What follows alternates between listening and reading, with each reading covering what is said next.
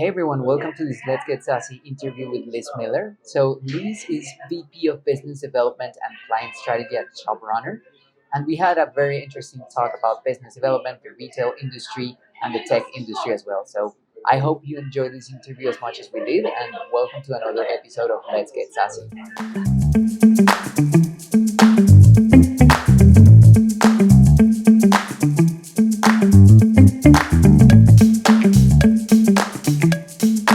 So, Liz, thank you for being here.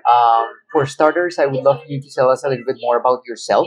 So, what brought you to pursue a career in business development, and what do you like the most about your job?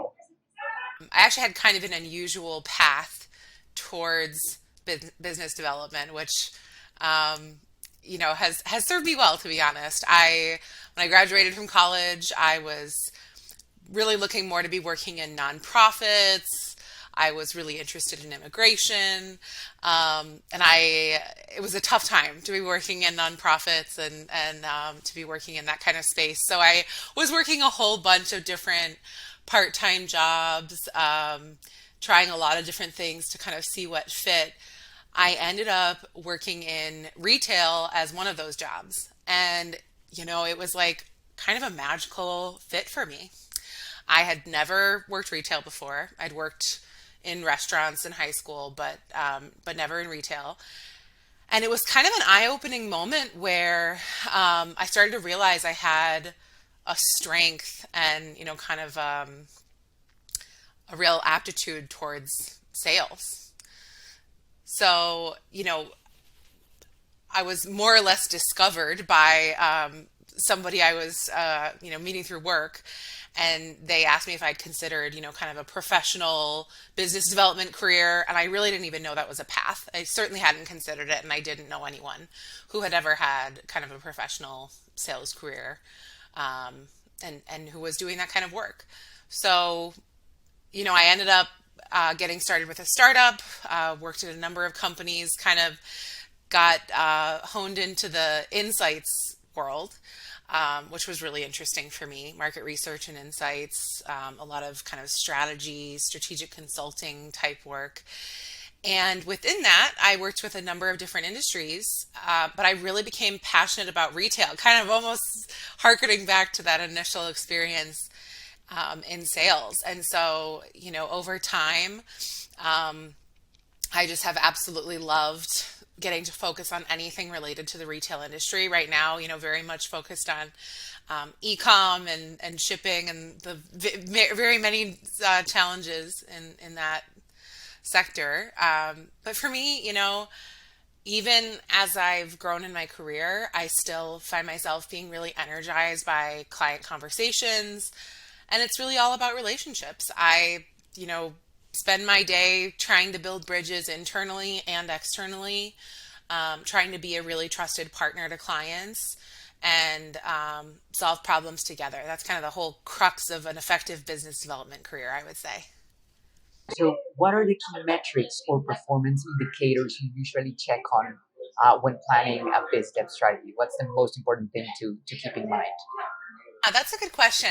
I think my answer is a little bit of a circle because I really believe that every team is different, and certainly every product and every business is different. And, it really is necessary in order to have a business development strategy mean anything for your teams, for your reps. It's really important to kind of enable the team to do the work that will allow them to get to key milestones in the process that will drive pipeline movement. And in different types of businesses, depending on the complexity and length of the sales cycle, those milestones can look really, really different. And because of that, I think it's important for leaders to take a careful look at historical data they might have, in their CRM on how deals have closed over time, how contracts normally proceed to actually getting signed. But it's also important to really talk to the team. Something you'll hear me say again and again is that many leaders kind of get a little too far away from the realities of client work day to day and the realities of those nuts and bolts of the sales process. So, I think looking in detail at your particular challenges, what are the particular sticking points, and finding out what are those milestones that actually drive the deal along is what's so important. So, in most of the products and types of services that I have been involved with selling, it's either some kind of demo or otherwise a meaningful conversation. This is not a 15-minute chat. It's a 45-minute or an hour-long call with your decision makers. Could be one, could be multiple, depending on the scenario. And it's those meaningful conversations where there's a lot of give and take. There's a lot of sharing. That's really the most important thing to be using to drive along the pipeline. And that's the most strong indicator in most businesses that the opportunity is real.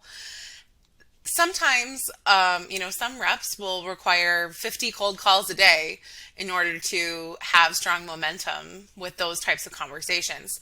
Some reps don't need that, because they have naturally built a network or a system or a process that works really well for them. For myself, I ended up kind of developing some creative networking and social selling strategies specific to particular products that I was using or products that I was selling. So, I was able to kind of be a little more efficient than having to do a certain number of calls or emails. I don't think there's necessarily a one size model. I think it's really about finding those important points, and then down to the team, and even sometimes down to the individual rep, figuring out what works to get to those key points. Liz, what are the main characteristics for you look for when you're hiring a new team member for a BizDev team? What are those key things you look at when hiring new team members? This is one of my favorite questions because hiring for business development is so exciting. It's a really high energy process, and there's a lot of interesting kind of mutual discovery. In its way, it's like its own sales process. And it's just so crucial to hire the right people. I mean, it is the most important thing when you're putting together a team is, do you have the right people? What I'll say is that a lot of people have given me a chance that, at least on paper, I didn't necessarily deserve in my business development career. And so I do want to say, there are values and experiences that I look for. But I also have to say, I have been really successful in my career. And the only reason I got here is because several different people gave me a chance, against all odds. And even though I did not seem like the conventional fit, I've done really well in the roles where people gave me a chance. So I do just want to say I really believe in giving the underdog a chance. But that does make me more open-minded on background. And I don't think that you necessarily need a bachelor's degree to be an effective salesperson. I don't think you necessarily need to have a degree in business or marketing or, anything specific to the product you're selling. That's not necessary for the vast majority of roles. So I really try to hire for potential rather than track record. Especially for more entry-level roles, I'm looking at what I think this person's potential is. And so some of the things I'm excited about are someone who's really curious.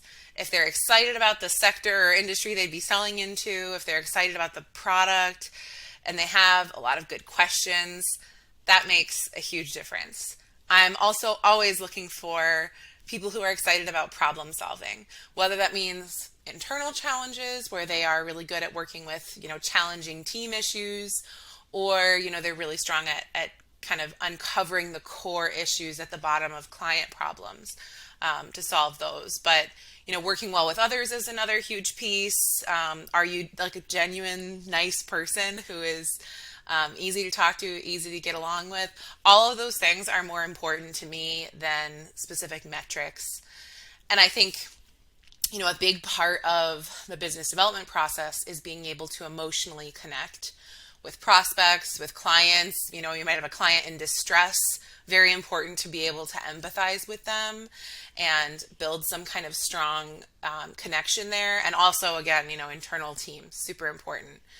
So what I try to do in the hiring process is I try to do interview approaches that will help to uncover people's motivations, and kind of understand how do they fit within this particular role, within the stage the company is at. You know, there have been times where I've interviewed for jobs and I realized I love this role, I love this company, but the stage that this company's at right now, for one reason or another, I'm not best suited for, or I'm not interested in it.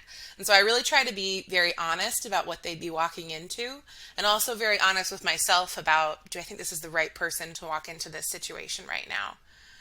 And the last thing I'd say is, you know, it's really easy to get into kind of a dangerous space of culture fit and team fit. You know, do you really want somebody who's exactly like other people on your team or who naturally is just super similar to them?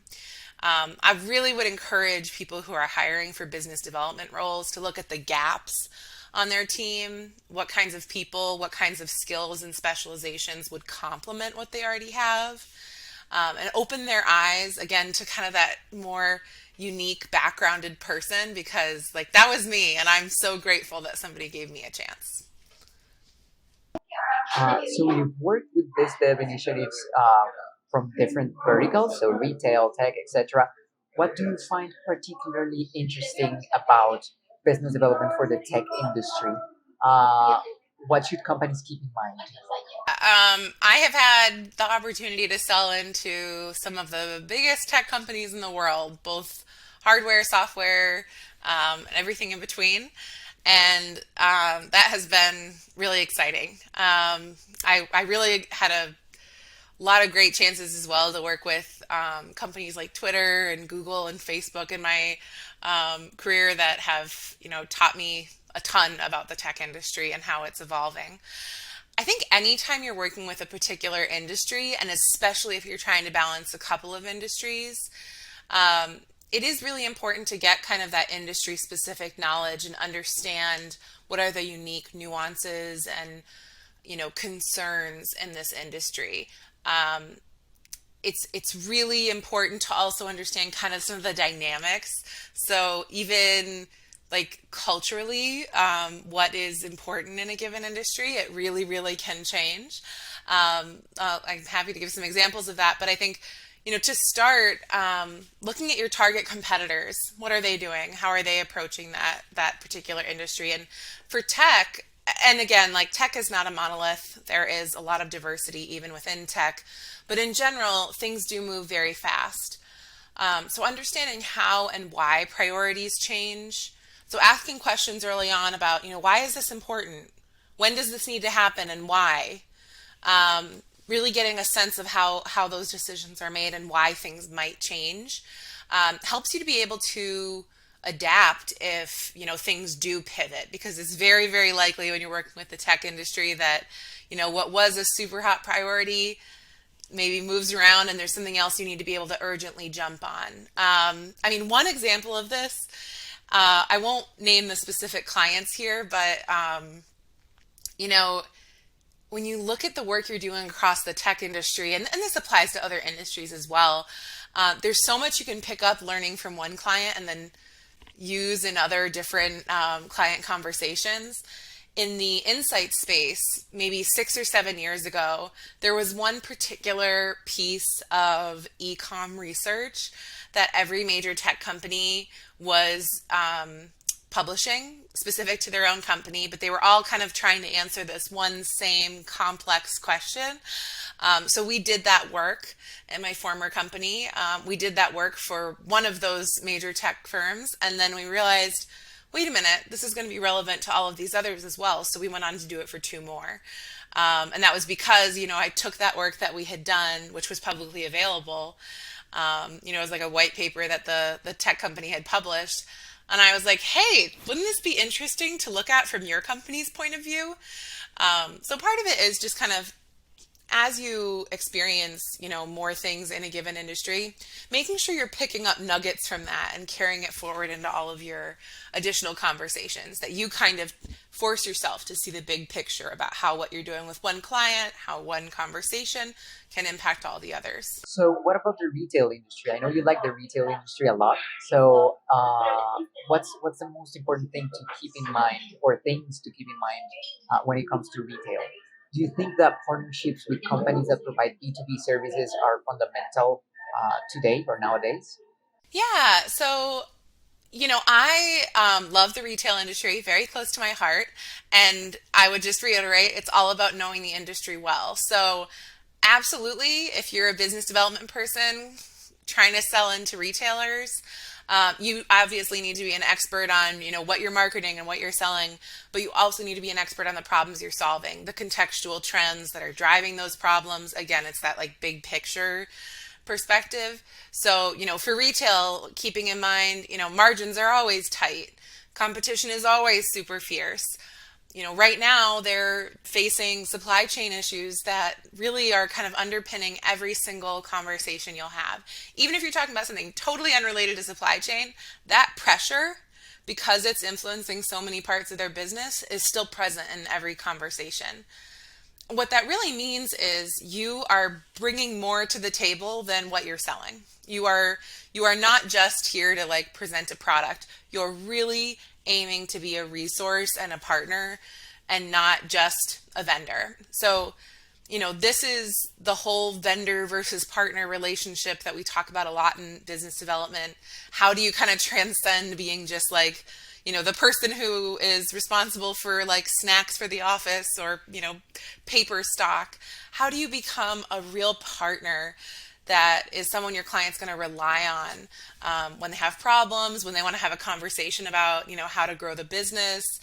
I think bringing in that kind of bigger picture perspective and then figuring out how to narrow that down to how it fits to the particular product or service that you're bringing to market, that is going to be especially crucial in an industry in flux, which, retail definitely is. Liz, thank you for being here. Thanks for being part of this Let's Get SaaSy initiative.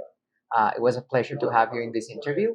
And for everyone out there watching these interviews, stay tuned for further episodes. Have a Merry Christmas and a Happy New Year as well. Thank you so much for having me. Happy New Year.